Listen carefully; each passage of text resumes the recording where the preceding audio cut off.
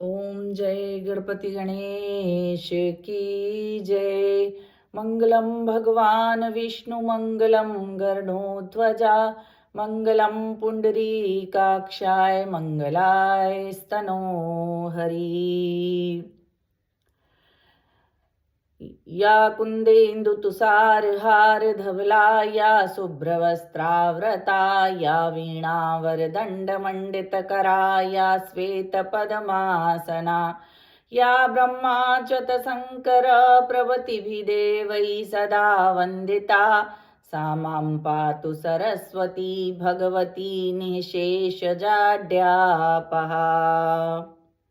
कर्पूरगौरं करुणावतारं संसारसारं भुजगेन्द्रहारं सदा वसन्तं हृदयारविन्दे भवं भवानी सहितं नमामि।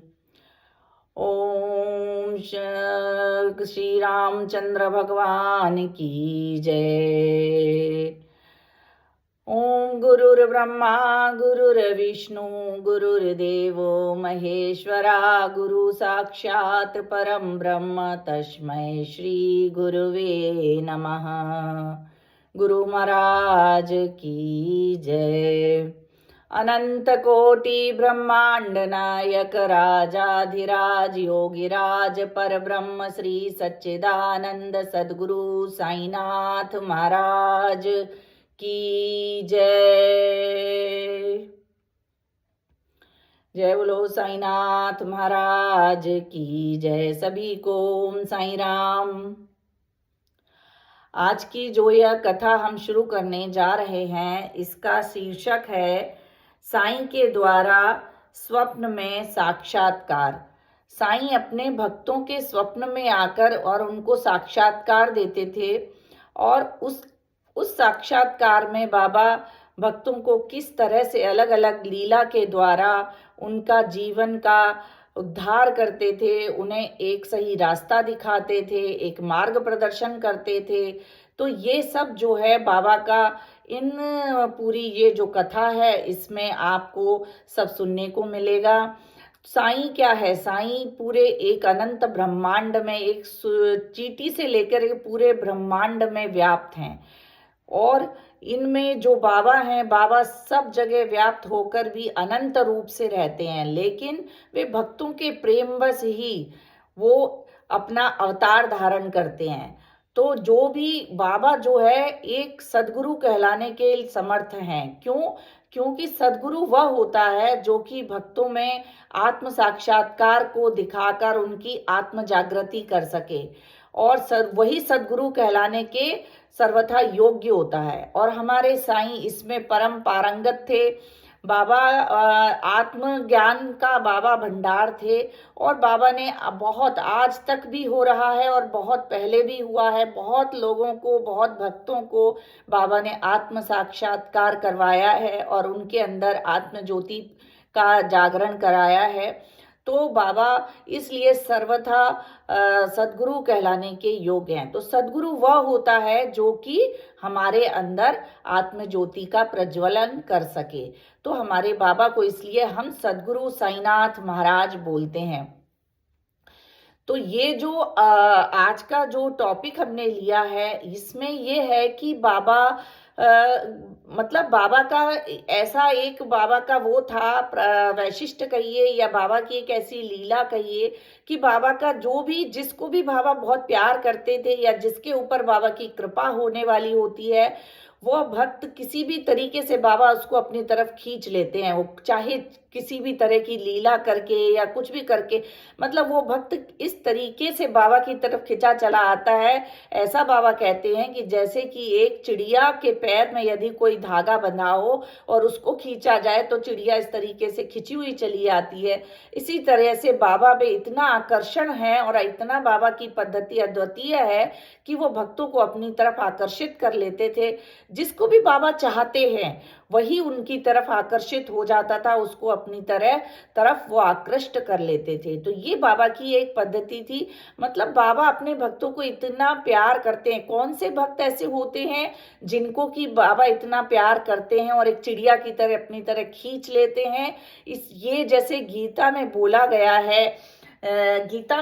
गया है, मैया वैश्य मनो ये मान नित्य युक्ता उपासते श्रद्धया मनयोपेतास्ते में युक्त तमामताः।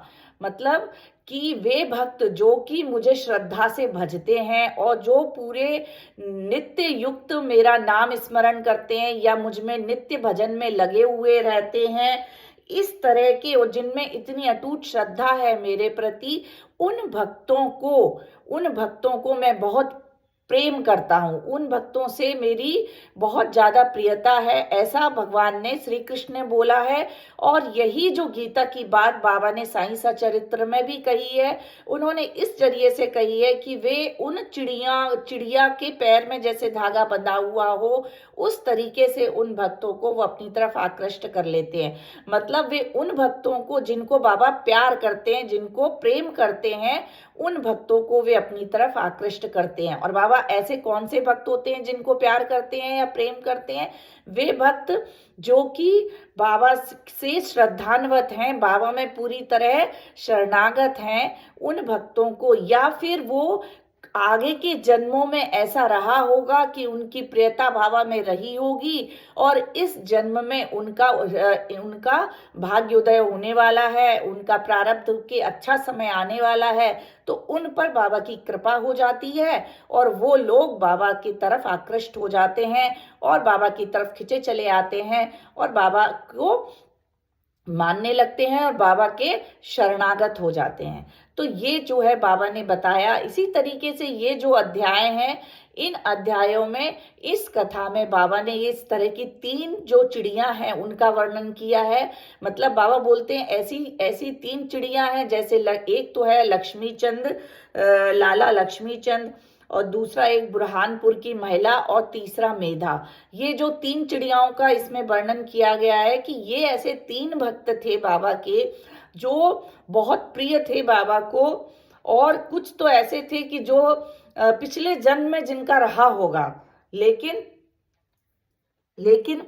इस जन्म में उनका प्रारब्ध आने वाला है, अच्छा प्रारब्ध आने वाला है, उनके अच्छे कर्म का उदय होने वाला है, इसलिए वो बाबा से जुड़ने का उनका समय आ रहा है, तो उनके ऊपर बाबा की कृपा होती है।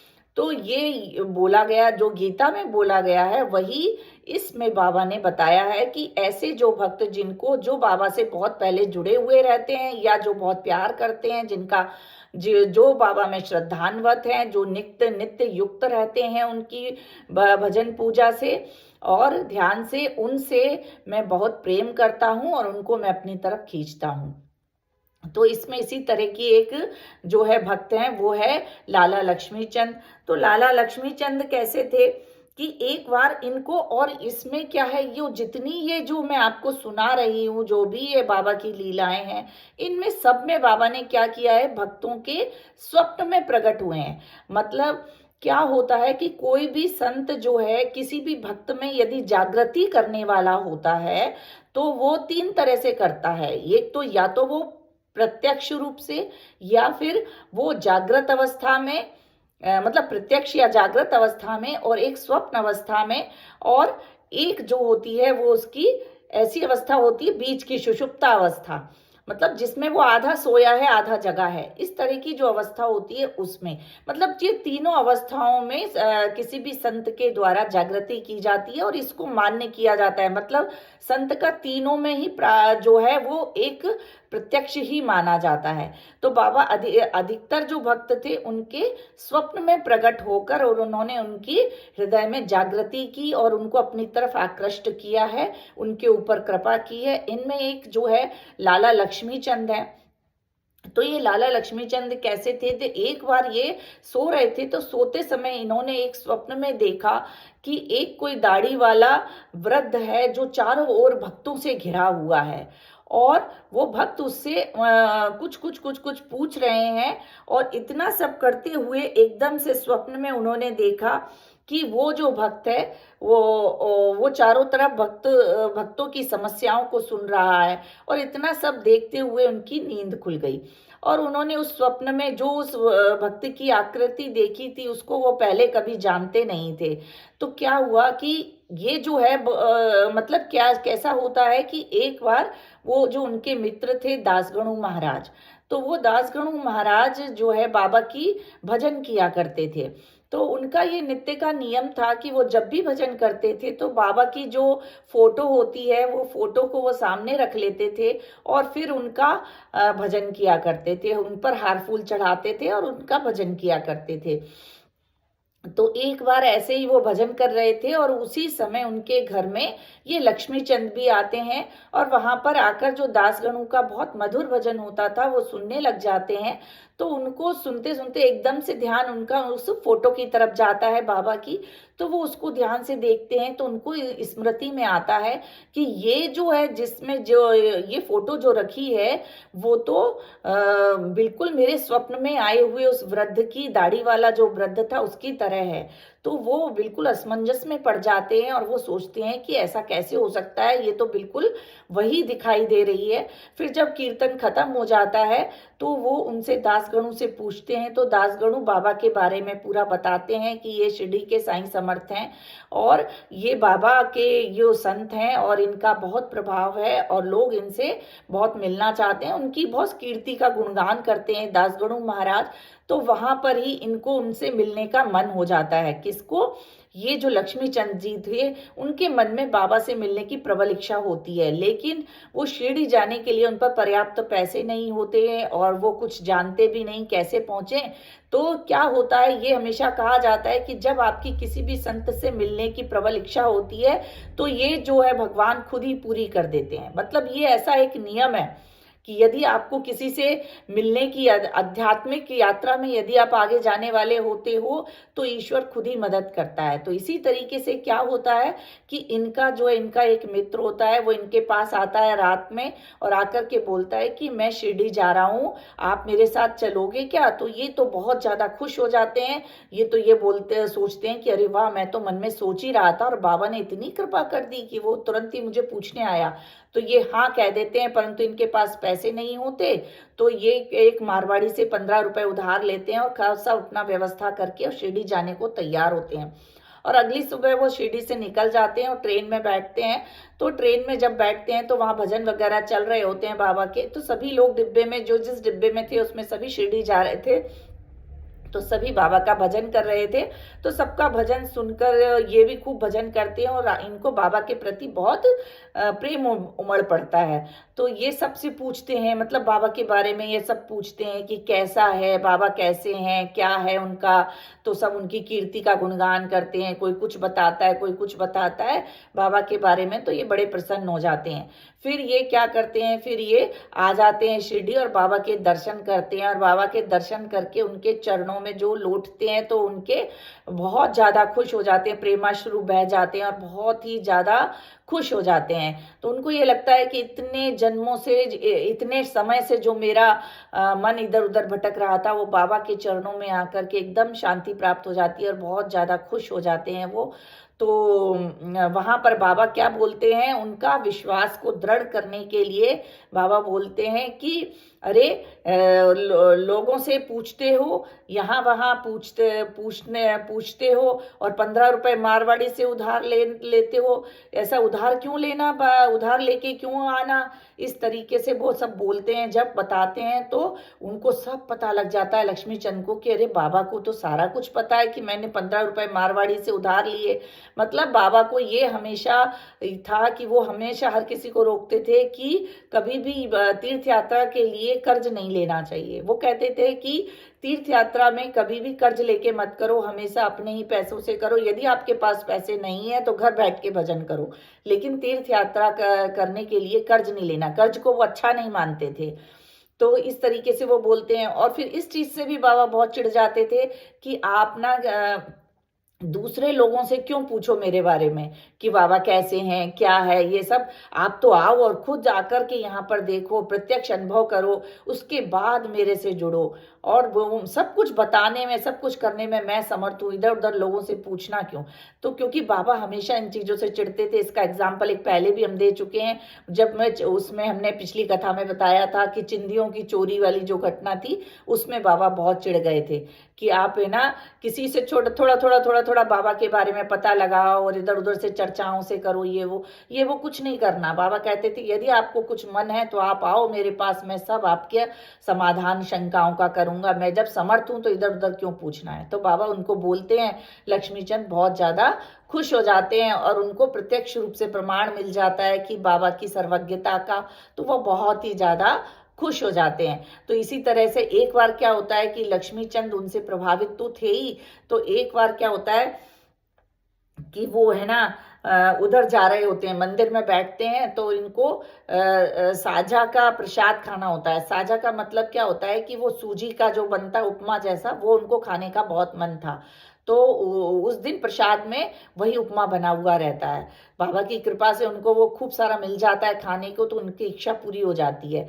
अब उनको वो उपमा इतना अच्छा लगता है कि अगले दिन वो फिर खाने के लिए बैठ जाते हैं लक्ष्मीचंद के, आज फिर मिलेगा, लेकिन वो नहीं आता। अब तो उनको बहुत ज़्यादा निराशा होती है। फिर इसके बाद एक और अगले दिन वो आते हैं, तो बाबा समझ जाते हैं कि इनका जो है मन बहुत ज़्यादा खाने का है। तो उस दिन काका साहेब दीक्षित बोलते हैं कि बाबा आज प्रसाद में क्या बनाया जाए। तो बाबा बोलते हैं कि तुम सांझे का प्रसाद ही बनाओ, मतलब उपमा ही बनाओ, और देखो इनका लक्ष्मी चंद के कमर में दर्द है, आज तुम इसको खाओ और इसी से तुम्हारा कमर का दर्द दूर हो जाएगा। तो वो ये सुन के और ज़्यादा हतप्रभ रह जाते हैं कि मैंने तो बाबा को बताया ही नहीं कि मेरे कमर में दर्द है, और बाबा को कैसे पता लग गया। फिर जब बाबा से उनको ये पता लगता है और वो प्रसाद खाते हैं, प्रसाद खाने के बाद उनके कमर का दर्द बिल्कुल दूर हो जाता है। तो वो सब ये सारे जो चीज़ें होती हैं उनके साथ, तो वो बहुत ज़्यादा बाबा से प्रभावित हो जाते हैं। और वो बाबा से बोलते हैं कि बाबा मैं तो आपके चरणों में ही रहना चाहता हूँ। और इस तरीके से बाबा से बहुत ज़्यादा उनका जुड़ाव हो जाता है। इसी प्रकार से क्या होता है, एक दिन वो आते हैं और उनका बाबा खांस रहे होते हैं, उनको कफ हो गया होता है बहुत ज़्यादा। तो वो देखते हैं तो उनके मन में विचार आता है कि जरूरी ऐसा कुछ हुआ है, किसी की कुदृष्टि लग गई है, किसी की नज़र लग गई है बाबा को। इतना भक्त आते हैं तो किसी ने बहुत बुरी नज़र डाली है, जिससे कि इनको इतना कफ हो गया, इनको पीड़ा हो रही है। वो ऐसा मन में विचार कर रहे होते हैं। तो वो ऐसा सोच रहे होते हैं और बाबा तुरंत ही बोल देते हैं कि हाँ, मुझे तो ऐसा लग रहा है कि मेरे को जो ये कफ हुआ है, इसमें किसी ने मेरे को नज़र लगा दी है, कुदृष्टि किसी की पड़ गई है, जिससे मुझे ये कफ की पीड़ा हो रही है। तो वो सोचते कि मैं तो अभी सोच ही रहा था, बाबा तुरंत बोलने लगते हैं। तो ये सारी जो चीज़ें होती हैं, ये सब बाबा के उनको अंदर तक प्रभावित करती हैं, और वो समझ जाते हैं कि बाबा सर्वज्ञ हैं और सब कुछ जानने वाले हैं, और बाबा के चरणों में अपने को पूर्णतः शरणागत कर देते हैं, बाबा के परम भक्त बन जाते हैं। तो इस तरीके से बाबा ने वो जो उनका पूर्व जन्म का प्रारब्ध था, मतलब ये जो लीला थी, ये क्या दिखाती है कि वो जो लक्ष्मी चंद थे, वो पहले बाबा को इतना ज्यादा नहीं जानते थे, लेकिन उनका बाबा की तरफ आकर्षण क्यों हुआ, क्योंकि पूर्व जन्म का बाबा से संबंध था। बाबा ने पहले भी बोला है कि जिसका जो मेरा निजी जन नहीं होगा, उसका मेरी तरफ आकर्षण नहीं होगा। मतलब बाबा यदि किसी को आपकी तरफ, अपनी तरफ आकर्षित कर रहे हैं, या आप बाबा की तरफ आकर्षित हो रहे हैं, तो वो उनका आपसे पूर्व जन्मों का संबंध है, आप उनके निजी जन हैं, तभी वो आपको आकर्षित कर रहे हैं। नहीं तो बाबा किसी को भी इस तरीके से नहीं करते। यदि किसी दूसरे गुरु का भी शिष्य आ जाता था, तो बाबा उसको अपने गुरु में ही अपने बोलते थे कि अपने स्तंभ को पकड़े रहो और उसी में दृढ़ हो जाओ। तो बाबा इस तरीके से शिक्षा देते थे, किसी दूसरे को वो अपनी तरफ इस तरीके से आकर्षित नहीं करते। हाँ, यदि पूर्व जन्मों का आपकी साधना रही होगी, आपका प्रेम रहा होगा बाबा से, तो बाबा वो अपने निजी जन को जान करके उसको अपने में ही अब आकर्षित करते हैं, और उसकी जो श्रद्धा है उसको दृढ़ कर देते हैं, उसके अंदर भक्ति का बीजारोपण करके उसको भावना को दृढ़ कर देते हैं। तो ये बाबा का एक प्रभाव था, एक वैशिष्ट्य था, और इसी को करने के लिए उन्होंने, ये जो लक्ष्मी चंद थे, वो बाबा के पूर्व जन्म से, प्रारब्ध से उनको ऐसा था कि बाबा की भक्ति थी, और उस भक्ति को आगे और बढ़ाने के लिए इस जन्म में बाबा ने उनको अपनी तरफ आकर्षित किया। और इन सब चीजों चीज़ों को, जो ये सब जो लीलाएं बाबा ने करी, इन सब लीलाओं से वो इतने ज़्यादा प्रभावित हुए कि बाबा के परम भक्त बन गए। फिर वो इतने प्रभावित हुए कि एकदम से ज़्यादा बाबा के पूर्णतः शरणागत ही हो गए।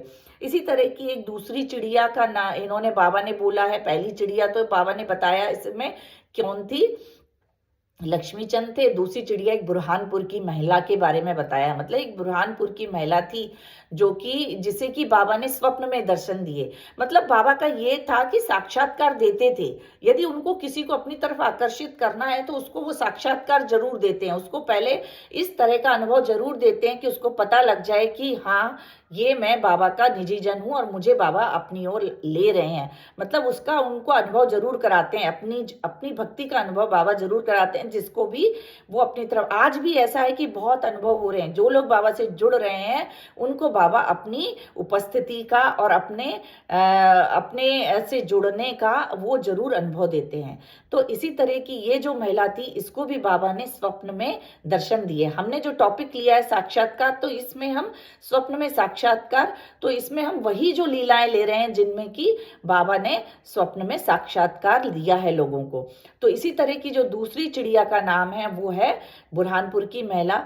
ये जो महिला थी, ये इसका क्या था कि एक बार इसको स्वप्न में बाबा ने दर्शन दिए कि बाबा स्वप्न में इससे भोजन के लिए खिचड़ी मांग रहे हैं। तो ये जो महिला थी, इसने देखा और इसके बाद इसकी नींद खुल गई। तो ये मतलब इसने ये देखा कि वो जो सीधे का जो प्रसाद है उसमें वो पूरा सीधा लगा रही है और सब कर रही है, और साथ में वो है ना बाबा उससे खाने के लिए खिचड़ी मांग रहे हैं।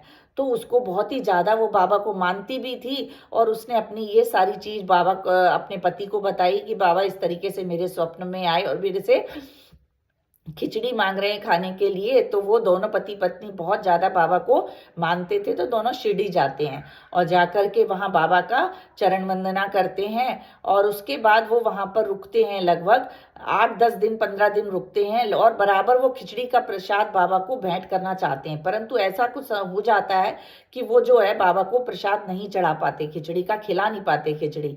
तो एक दिन जब 15 दिन हो जाते हैं तो वो औरत जो है, उसका जो धैर्य है वो टूट जाता है और वो कहती है कि आज तो मैं किसी भी तरीके से मैं बाबा को आज अपने हाथ से बनी हुई खिचड़ी जरूर खिलाऊंगी। तो खिचड़ी बना के ले जाती है और बाबा उस समय खाना खाने बैठ रहे होते हैं और पर्दा गिर जाता है। तो ऐसा नियम होता है बाबा का कि जब पर्दा गिर जाता है उसके बाद कोई भी अंदर नहीं आता, और सभी लोगों की जिनकी थालियां लगी होती हैं, जो जो अंदर बैठे होते हैं, वो सब बैठ करके खाना खा लेते हैं। तो और कोई बाहर से अंदर नहीं आता। लेकिन उस दिन क्या होता है कि बाबा बैठ गए होते हैं, पर्दा गिर जाता है, लेकिन ये महिला थोड़ा सा लेट पहुंचती है, पर इसका मन जो इतना था, वो इतनी बाबा को आतुर थी अपनी खिचड़ी खिलाने के लिए कि वो बिल्कुल रुकती नहीं है, पर्दा हटा के अंदर पहुंच जाती है और बाबा को खिचड़ी परोस देती है। और खिचड़ी देखकर बाबा इतने खुश हो जाते हैं कि वो तो सब कुछ छोड़ करके खिचड़ी ही खाने लग जाते हैं। तो लोगों से वो खिचड़ी की ही मांग कर रहे होते हैं कि आज मुझे खिचड़ी खाना है, इतने में खिचड़ी लेके पहुंच जाती है और बाबा बहुत खुश होते हैं और खिचड़ी खाते हैं। तो ये जो लीला थी, ये लीला भी उस जो महिला थी उसने जब ये सब बातें अपने और जो लोग थे वहां पर उनको बताई कि मैं इतने दिनों से बाबा मेरे स्वप्न में आए थे और इस तरीके से मैं खिचड़ी खिलाना चाह रही थी और आज मेरा बहुत मन था। तो बाबा ने ये देख करके कि मेरी भक्ति आज बहुत ज्यादा दृढ़ है और मैं आज किसी भी तरीके से आज मैंने ये ठान लिया है कि मैं खिचड़ी खिलाऊंगी, तो बाबा ने वो मेरा जो प्रण था वो आज इस तरीके से पूरा किया।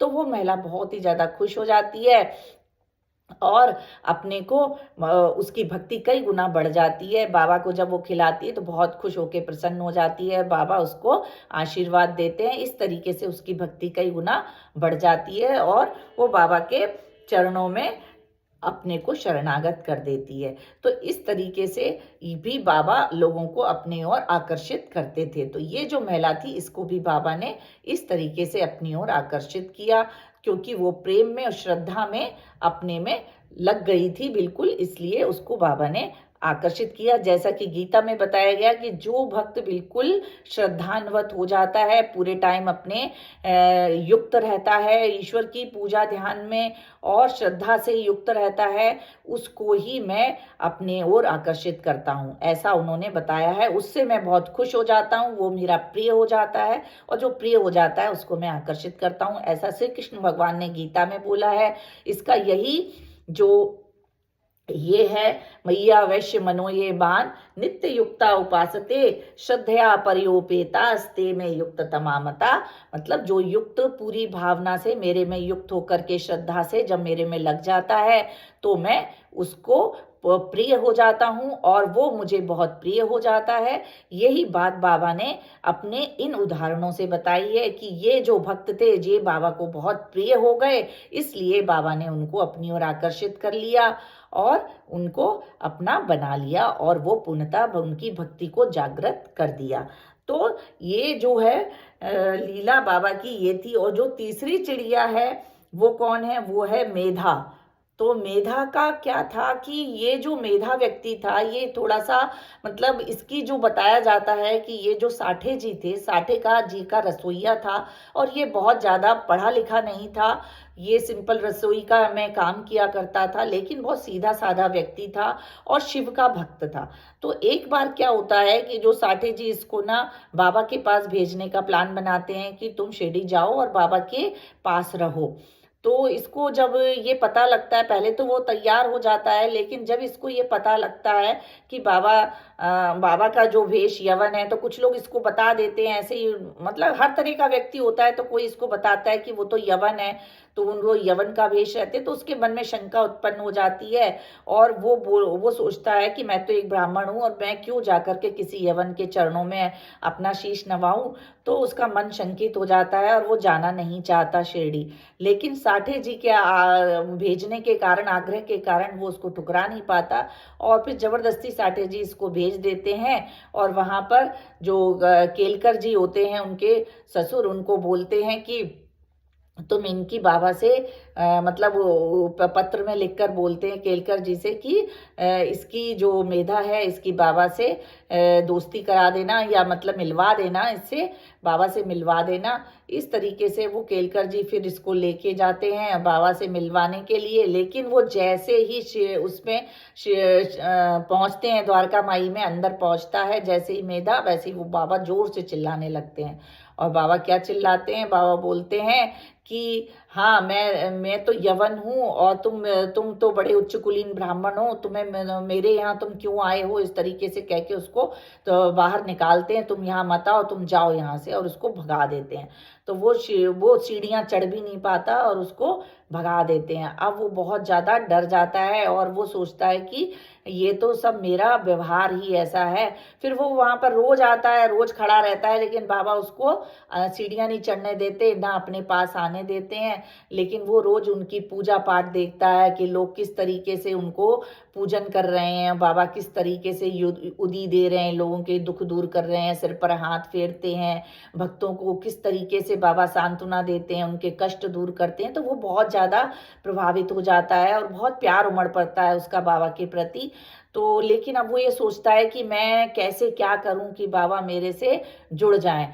तो इसके लिए वो बहुत प्रयत्न करता है और वो एक बार ना क्या होता है कि वो बाबा से क्षमा याचना करता है और उसकी क्षमा याचना से बाबा उसको माफ़ कर देते हैं। और उसकी जो श्रद्धा थी मेधा की, वो उसकी श्रद्धा शिव पूजन में थी। तो धीरे धीरे जब वो बाबा उसको माफ़ कर देते हैं तो रोज आता है, रोज बाबा की पूजा करता है। और वो बिल्व पत्रों से, क्योंकि शिव जी के पूजन में बेल के पत्र, बिल्व पत्र चढ़ाए जाते हैं, तो उसकी ये धारणा थी कि जो बाबा हैं वो भी शिव हैं, शिव रूप हैं, तो मैं इनका पूजन भी बिल्व पत्रों से करूँगा। तो उसके लिए बेल के पत्तों को ढूंढने के लिए कई मीलों दूर चला जाता है और फिर वो उनको लेके आता है और नित्य बाबा की पूजा करता है।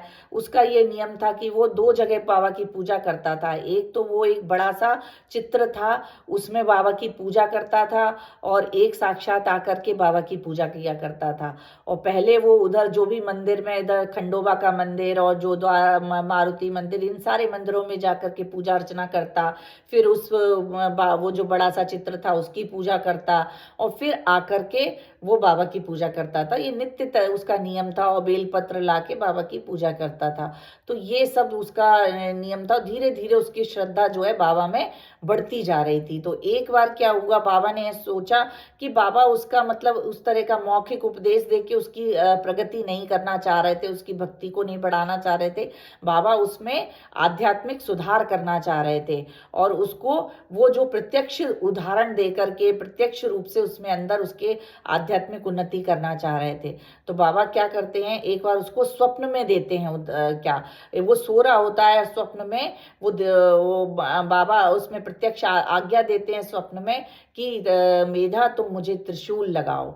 तो और उसको चारों ओर अक्षत फैले हुए फेंकते हैं उसके ऊपर। तो वो जब स्वप्न से जागृत अवस्था में आता है, नींद उसकी खुलती है, तो देखता है कि चारों ओर अक्षत पड़े हैं परंतु बाबा कहीं भी नहीं है। तो फिर वो सोचता है कि ऐसा कैसे हो सकता है, अक्षत तो पड़े हुए हैं। फिर वो जाता है बाबा के पास और बाबा से बोलता है कि बाबा आपने ना मुझे बोला कि त्रिशूल लगाओ और अक्षत फेंके। तो बाबा बोलते हैं कि मेरा जो भी मैं कहता हूँ वो प्रत्यक्ष रूप से कहता हूँ, मेरे वचन कोई थोते पोचे नहीं होते हैं। तो तुम है ना मेरे को त्रिशूल लगाओ।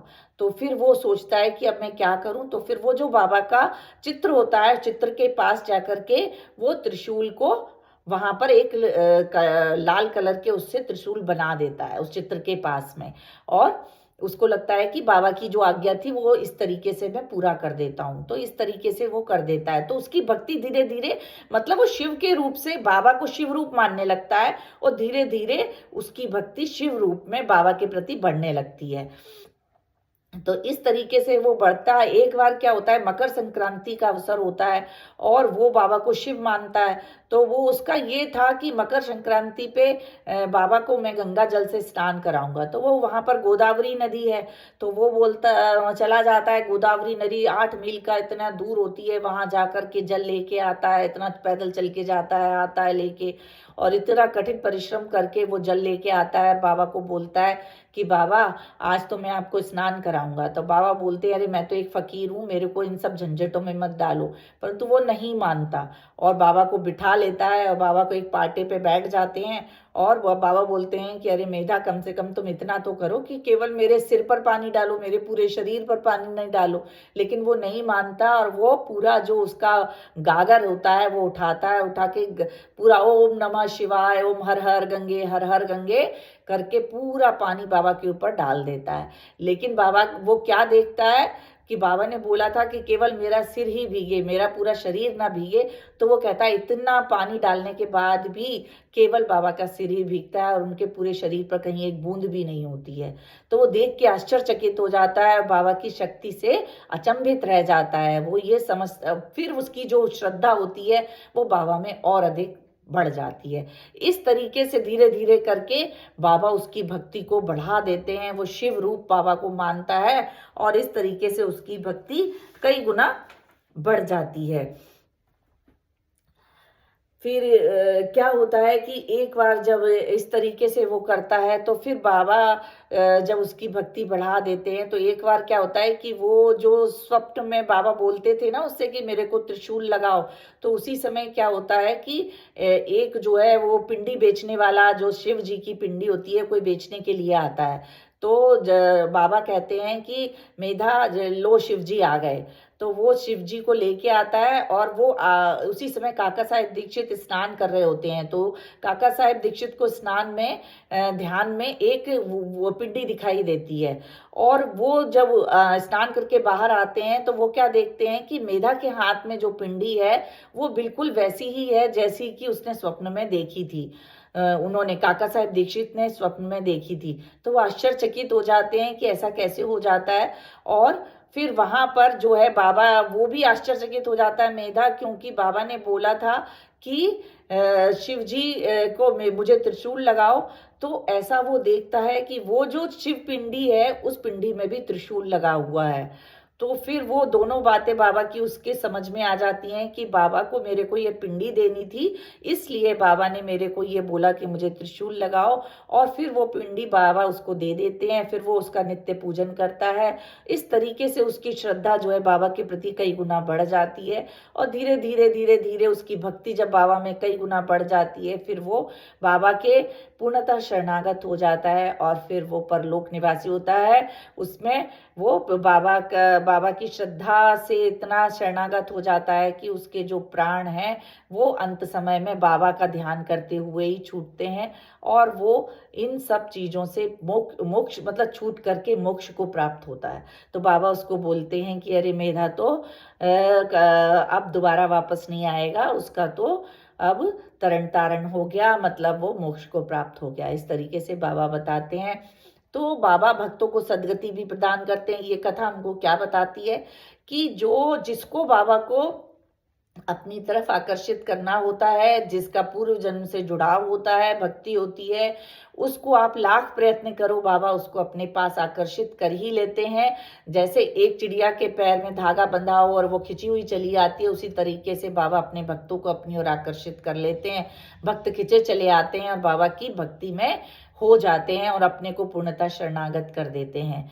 तो ये जो है पूरा जो है बाबा स्वप्न में इन भक्तों को इस तरीके से दर्शन दे करके, इस तरह से लीला कर करके बाबा उनकी भक्ति को बढ़ाते हैं और अपनी ओर आकर्षित करते हैं।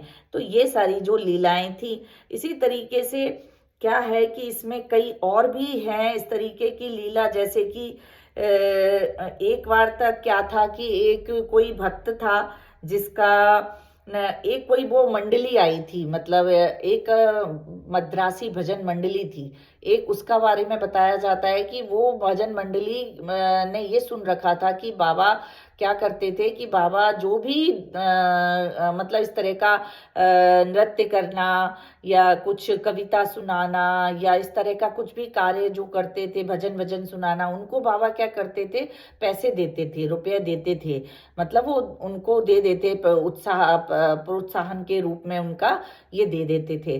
तो उसने भी सुन रखा था, उस भजन मंडली ने, मद्रासी भजन मंडली ने, उसमें तीन चार लोग थे, एक तो स्त्री थी, एक पुरुष था, और उसकी पुत्री थी उस स्त्री पुरुष की, और एक साली थी उनकी। तो ये चार लोग थे। तो उनमें जो स्त्री थी वो उसका स्वभाव बहुत अच्छा था, और बाकी ये पुरुष और ये सब जो है वो लालची थे, तो उनको केवल पैसे से मतलब होता था। तो ये लोग जब इतना सुन करके आते हैं कि पैसे मिलेंगे यहाँ भजन गाने से, तो वो आ जाते हैं आकर्षित होकर के पैसों के, और यहाँ पर आकर के बाबा को खूब भजन सुनाते हैं, सब करते हैं। तो बाबा देखते हैं कि ये जो स्त्री है वो बाबा के से बहुत ज़्यादा उसका जुड़ाव हो जाता है, वो बाबा को बहुत, मतलब बाबा की बहुत श्रद्धा करने लगती है बाबा में, उसको देख करके लोग पूजा कर रहे हैं, ये कर रहे हैं, वो कर रहे हैं, तो वो बहुत ज़्यादा बाबा को श्रद्धा करने लगती है, उसका बाबा के प्रति बहुत ज़्यादा आकर्षण हो जाता है, और वो बाबा के चरणों में शरणागत होने लगती है। तो फिर क्या होता है, बाबा उसको देख लेते हैं और उसके स्वभाव से बहुत ज़्यादा खुश हो जाते हैं। तो एक दिन क्या होता है, बाबा उस स्त्री को, जब मंदिर में आरती हो रही होती है, तो वो क्या देखती है, बाबा को सीतानाथ के रूप में देखती है, मतलब सीतानाथ मतलब राम जी के रूप में, क्योंकि उस स्त्री के जो आराध्य थे वो कौन थे, राम थे। तो इसलिए बाबा उसको वो राम जी के रूप में दिखाई देते हैं। मतलब ये जो बाबा ने अपने उसमें 11 वचनों में बोला है ना, जैसा भाव रहा जिस जन का वैसा रूप हुआ मेरे मन का, यही चीज बाबा ने यहाँ सिद्ध की है कि जो भी मुझे जिस रूप में भजता है मैं उसको उस रूप में मिलता हूँ। तो वो जो स्त्री थी उसका क्या था, ध्यान जो था वो राममय था, वो राम के रूप में बाबा को देखती थी क्योंकि उसके आराध्य थे। तो जब वो देखती थी तो उसको अपने राम ही रूप में बाबा का ध्यान करती थी। तो वहां पर उस दिन वो जब खड़ी थी तो उसको बाबा राम के रूप में ही दिखाई देने लगे। तो वो तो बहुत ज्यादा एकदम से उसके अश्रु बहने लगे और जोर जोर से राम नाम का वो चिल्लाने लगी। तब वहां पर क्या हुआ कि उसका जो पति खड़ा था उसने पूछा कि तुम ऐसे क्यों अपना व्यवहार कर रही हो। तो उसने बताया कि मुझे बाबा जो है राम के रूप में दिखाई दे रहे हैं। तो उसका जो पति था वो तो बहुत लालची स्वभाव का था और उसको ऐसा लगता है कि मेरी स्त्री भोली-भाली है और इसका ऐसा ही है, इसको मन में कुछ ऐसा विचार आ रहे हैं, इसका मन ऐसे ही है, इसलिए उसकी बात का वो विश्वास नहीं करता। और उसकी स्त्री बहुत बताती है लेकिन नहीं होता। फिर अगले दिन वो लोग फिर से जाते हैं आरती में, तो बाबा फिर उसे राम के रूप में दिखाई देते हैं। वो फिर बताती है तो फिर उसका जो पति होता है वो विश्वास नहीं करता। तो वो फिर उनको बस समझाना छोड़ देती है, क्योंकि उस दिन भी उसको जो बाबा राम के रूप में दिखाई दे रहे होते हैं। तो वो बहुत ज़्यादा बाबा से प्रभावित हो जाती है और बाबा से खुश हो जाती है। उसको वो पैसे का मोह नहीं होता कि बाबा हमको पैसे दें, कुछ दें। वो तो बाबा की भक्ति में रहती है। और इधर क्या होता है, ये जो पुरुष होता है ये बहुत लालची होता है। ये तो केवल जो भी कर रहा होता है उसका उद्देश्य ये होता है कि मुझे बाबा पैसे दें। तो एक बार क्या होता है कि इसको सुधारने के लिए इसका भी जो है बाबा का और इसका कोई पूर्व जन्म का संबंध होता है, तभी वो यहाँ आए हुए होते हैं। क्योंकि जो भी बाबा के पास आते हैं उनका पूर्व जन्म का कुछ ना कुछ संबंध होता है, ये मान लो। यदि आप बाबा के पास जा रहे हो तो आप बिना उसके नहीं जा सकते, आपका कुछ ना कुछ बाबा से कनेक्शन है, चाहे इस जन्म का या पूर्व जन्म का, तभी आप उनके पास जा रहे हो। तो वो जो भजन मंडली वो आई तो द्रव्योपार्जन के हेतु होती है, लेकिन धीरे धीरे वो बाबा के भक्त बन जाते हैं। ये लीला ये बताती है। तो कैसे बन जाता है ये पुरुष, ये होता तो लालची है, इसका मेनली जो उद्देश्य होता है वो तो द्रव्योपार्जन होता है। लेकिन एक दिन जब ये सो रहा होता है तो क्या होता है कि इसने स्वप्न में देखा कि बाबा बाहर ये एक सीखचों में बंद है, मतलब जेल के जो सीखचे हैं उसमें ये बंद है और बाबा बाहर शांत मुद्रा में खड़े हुए हैं। तो ये अपने को जब ऐसा देखता है तो ये बहुत रोने लगता है, चिल्लाने लगता है और बाबा से बोलता है कि बाबा आप यहाँ पर खड़े हुए हो और देखो आपके यहाँ होते हुए मैं यहाँ पर कारावास में बंद हूँ, ऐसा कैसे हो सकता है। मैं तो आपकी कीर्ति सुनकर यहाँ पर आया हूँ और आपने मेरे पर कृपा नहीं की और देखो आपके होते हुए मुझे ये कारावास मिल गया, मैं सीखचों में बंद हूँ, आप कृपा करके मुझे मुक्त कराइए। तो बाबा कुछ नहीं कहते। फिर वो बोलता है कि यदि मैं तो यहाँ पर आया हूँ और आपकी तो इतनी कीर्ति है कि यदि मैं आपसे मतलब आप यदि मेरे पर कृपा करेंगे, आपके यहाँ उपस्थित होने के बाद भी यदि मैं कारावास में बंद रहूं तो ऐसा कैसे होगा। आप में तो इतनी सामर्थ्य है कि आप तो हमारे तो बाबा कहते हैं अरे तुम्हारे ये पूर्व जन्म के कर्म खराब हैं इसलिए तुम कारावास में बंद हो, मैं क्या करूं। तो वो बोलता है कि यदि मेरे कर्म मान लो मैं खराब भी हैं, वैसे मुझे याद नहीं है कि मैंने कुछ किया है, परंतु यदि मेरे पूर्व जन्म के कर्म खराब भी हैं तो मैंने ये सुना है कि आप तो इतने बड़े संत हैं कि आपके यहाँ उपस्थित रहने पर वो सारे कर्म जो मेरे खराब हैं वो जलकर भस्म हो जाने चाहिए। फिर भी आप में यदि इतनी शक्ति है तो फिर मैं क्यों कारावास में बंद हूँ, फिर आप मुझे मुक्त क्यों नहीं करा पा रहे हो। तो बाबा बोलते हैं कि तुम्हारा इतना मेरे ऊपर इतना ध्यान है। तो वो बोलता है हाँ हाँ मैं इतना मानता हूँ। तो कहते तुम इतना विश्वास करते हो मुझ पर कि मेरे होते हुए और तुम ये आपके जो कर्म है वो तुम्हारे वो सारे जल कर भस्म हो जाने चाहिए। बोलता है हाँ हाँ मुझे विश्वास है। तो बाबा कहते हैं अच्छा ठीक है मैं देखता हूँ। तो फिर वो धम से एक बहुत जोर से आवाज आती है और फिर वो क्या देखता है कि वो बाहर सीखचों के बाहर खड़ा है और एक पुलिस वाला मरा पड़ा है और बाबा जो है वहां पर नहीं है। और बाबा उससे बोलते हैं, दूर से खड़े होते हैं और बाबा दूर से चिल्लाकर बोलते हैं कि अब तुम्हें पता लगेगा जब पुलिस वाले आएंगे और तुम्हें इसके हत्या के उसमें मतलब इस पुलिस वाले की हत्या करने के जुर्म में तुमको सजा होगी, तब बच्चू तुम्हारी अकल ठिकाने आएगी। तब बाबा ऐसा कहते हैं तो फिर वो गिड़गिड़ा कर रोने लगता है और बाबा के चरणों में गिर जाता है, बाबा मुझे बचा लो, आपके सिवाय मेरा कौन है। और इस तरीके से जब बाबा को बहुत ज़्यादा प्रार्थना करने लगता है, बहुत दुखी होता है, रोने लगता है, तब जाकर के बाबा उससे बोलते हैं अच्छा ठीक है। और फिर बाबा उसको कृपा करते हैं और फिर वो सीखचों से बाहर तो था ही और वो देखता है कि सब कुछ ठीक हो जाता है। वो निकल आता है बाहर और बाबा भी शांत मुद्रा में खड़े रहते हैं। तब उसको लगता है कि अरे ये तो सब सही हो गया। तब बाबा उससे बोलते हैं क्यों अभी तुम जो जिस तरीके से मुझसे प्रणाम कर रहे थे, मुझे प्रार्थना कर रहे थे, और वो जो पहले प्रार्थना कर रहे थे उसमें कुछ अंतर है। तो वो कहता है कि हाँ जमीन पाताल का अंतर है।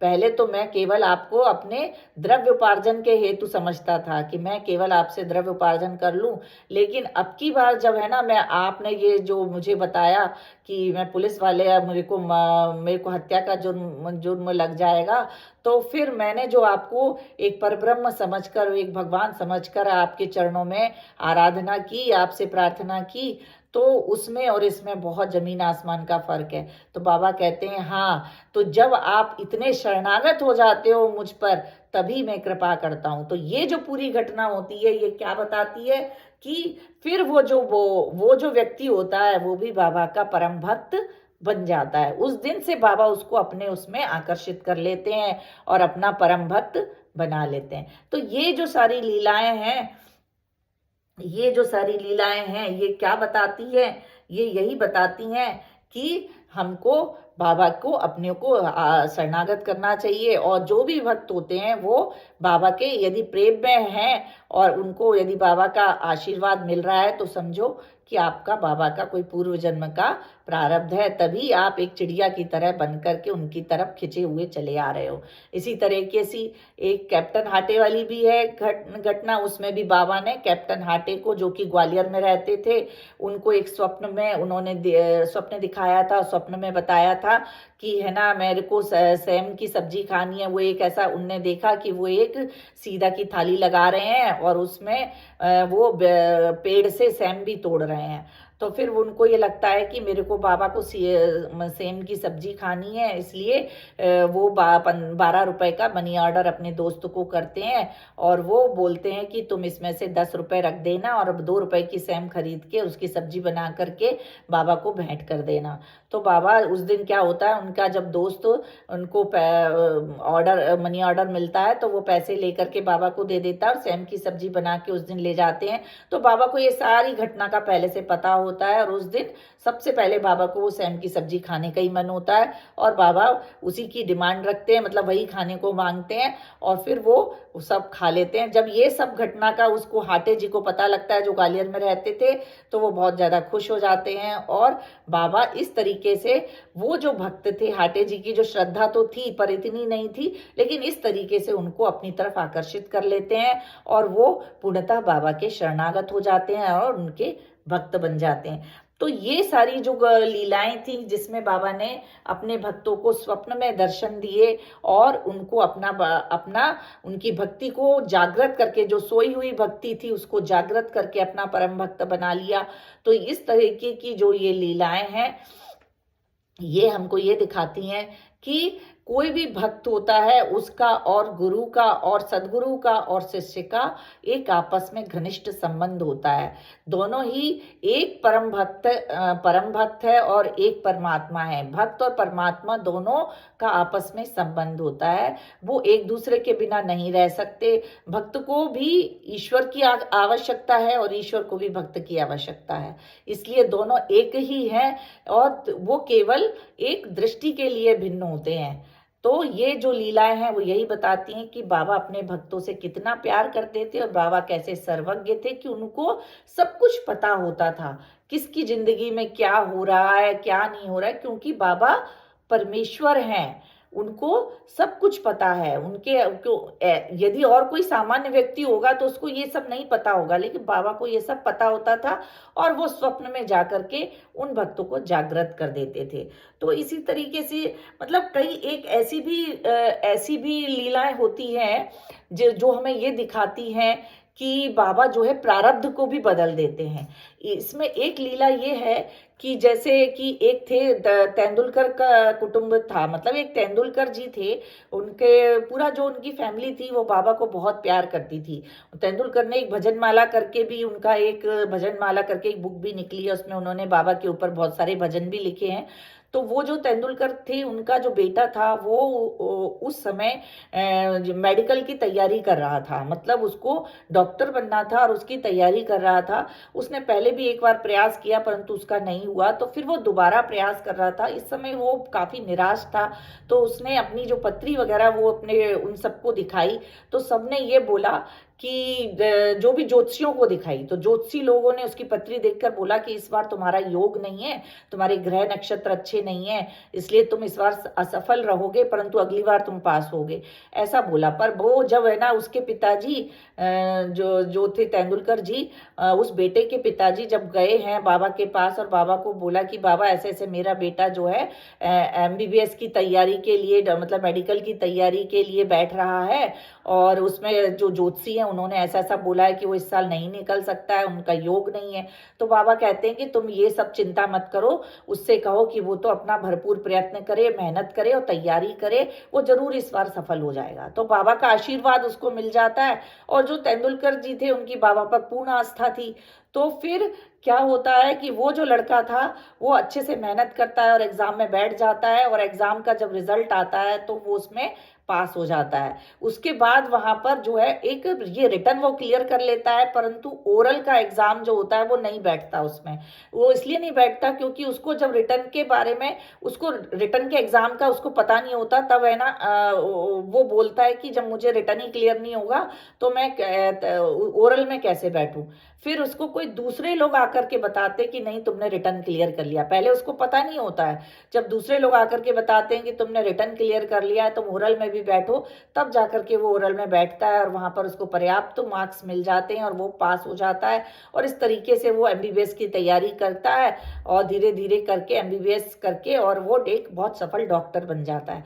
तो ये जो पूरी लीला थी ये क्या बताती है, ये लीला थोड़ा हमको, ये मैं इस तरफ ले जा रही हूँ कि बाबा जो है हमारा प्रारब्ध भी बदलते हैं। मतलब भक्ति में इतनी सामर्थ होती है, सदगुरु में इतनी सामर्थ होती है कि यदि हम पूर्णतः बाबा के शरणागत हो जाएं, हम बाबा की भक्ति करें, तो बाबा हमारा प्रारब्ध भी बदल सकते हैं।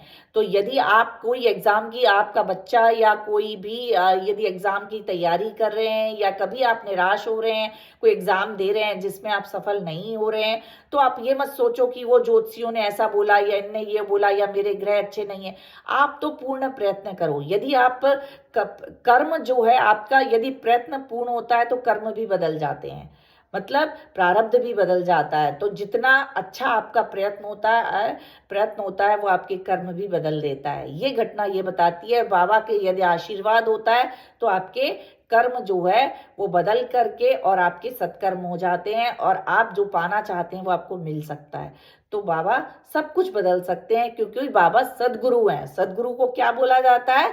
गुरुर ब्रह्मा गुरुर विष्णु गुरुर्देवो महेश्वरा गुरु साक्षात परम ब्रह्म तस्मै श्री गुरुवे नमः। मतलब गुरु में तीनों शक्तियों का निवास है, ब्रह्मा विष्णु और महेश। जब तीनों शक्तियां उसमें तो कुछ बचा ही नहीं, तो इसलिए वो सब कुछ बदल सकते हैं, वो जो चाहे वो कर सकते हैं। हमको केवल क्या करना है, हमको बाबा के पूर्ण शरणागत हो जाना है।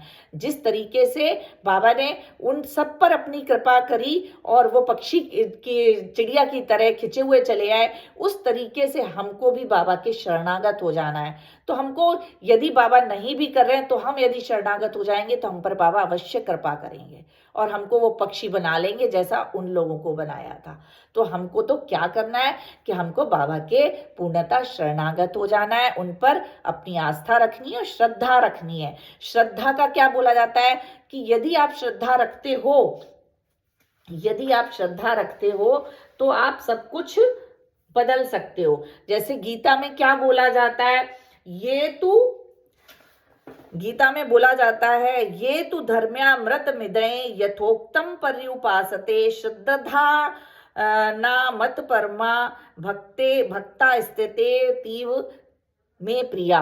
मतलब कि यदि आप पूर्ण श्रद्धा रखते हैं तो जो भक्त यदि पूर्ण श्रद्धा से अपने सदगुरु में या अपने इष्ट में यदि रखता है तो वो उस इष्ट को ही प्राप्त हो जाता है।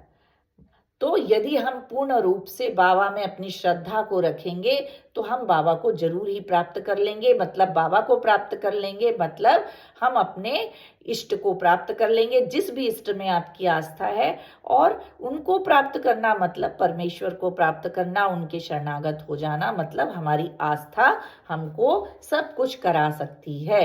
हमको सब कुछ मिला सकती है। और इसके कई साधन हैं और इनके साधन के बारे में मैंने आपको बताया है। वैसे तो हमारा इसमें ज्ञान है, भक्ति है, कर्म है, 3 साधन बताए हैं। लेकिन यदि आप भक्ति अपनाते हैं तो भक्ति सबसे अच्छी बताई है। भक्ति सबसे अच्छी क्यों बताई है? क्योंकि गीता में बोला गया है, सबसे पहले अर्जुन पूछते हैं श्री कृष्ण भगवान से, एवं सतत युक्ता ये भक्त स्तवाम पर्युपासते ये चाप्यक्षरम व्यक्तम तेषाम के योग वित्तमा।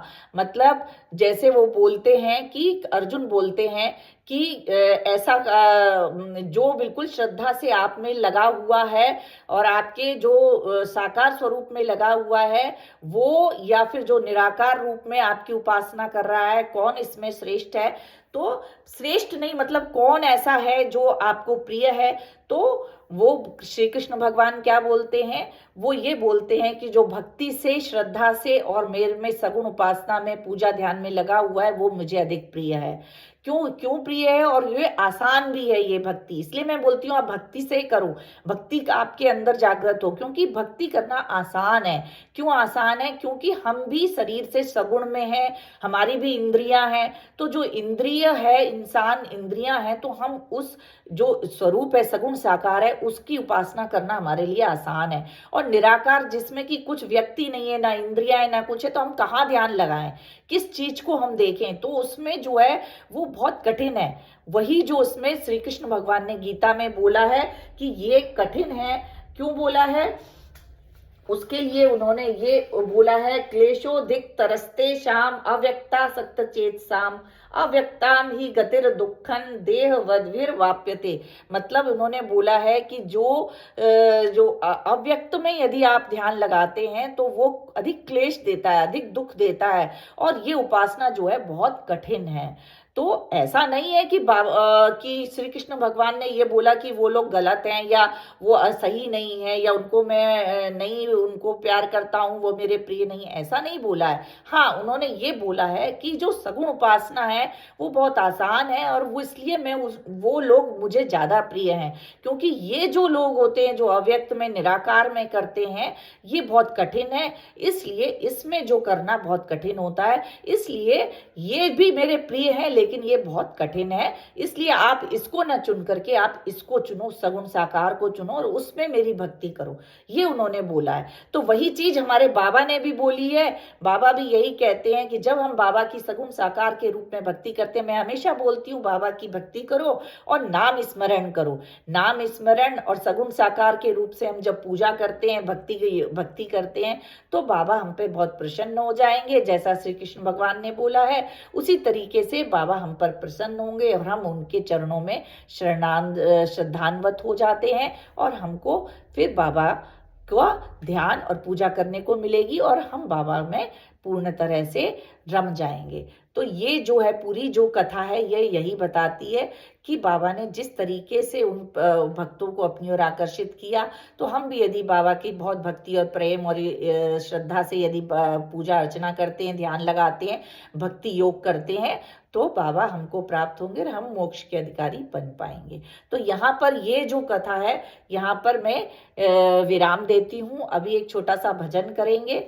ओम साई नमो नमः, श्री साई नमो नमः, जय जय साई नमो नमः, सद्गुरु साई नमो नमः। ओम साई नमो नमः, श्री साई नमो नमः, जय जय साई नमो नमः, सद्गुरु साई नमो नमः। ओम साई नमो नमः, श्री साई नमो नमः, जय जय साई नमो नमः, सद्गुरु साई नमो नमः। अनंत कोटि ब्रह्मांड नायक राजाधिराज योगिराज परब्रह्म श्री सच्चिदानंद सद्गुरु साईनाथ महाराज की जय। सभी को ओम साई राम।